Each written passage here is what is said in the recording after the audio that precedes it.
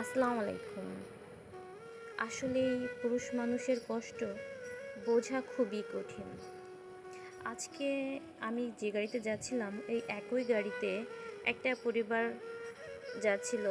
একটা ছেলে, একটা মেয়ে এবং হাজব্যান্ড ওয়াইফ। তো তারা শ্বশুরবাড়িতে যাবে।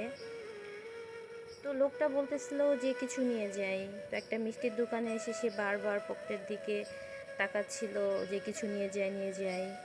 আর তার ওয়াইফ বলতেছিল না না দরকার নেই, কী দরকার, বাট তারও মনে চাচ্ছিল হয়তো বা কিছু নিয়ে যাক। টাকা হয়তো বা কম ছিল, কিন্তু মনটা খুবই চাচ্ছিল। আসলে কি, পুরুষ মানুষ চায় সব সময় তার সাধ্যের মধ্যে তার ওয়াইফকে, তার পরিবারকে খুশি রাখার জন্য। হয়তো বা আজকে আমি এদের সাথে না গেলে বুঝতেই পারতাম না। তো আপনারা যারা আছেন, অবশ্যই আপনাদের পরিবারের হাজব্যান্ডের ইনকামের উপর অবশ্যই খেয়াল রাখবেন।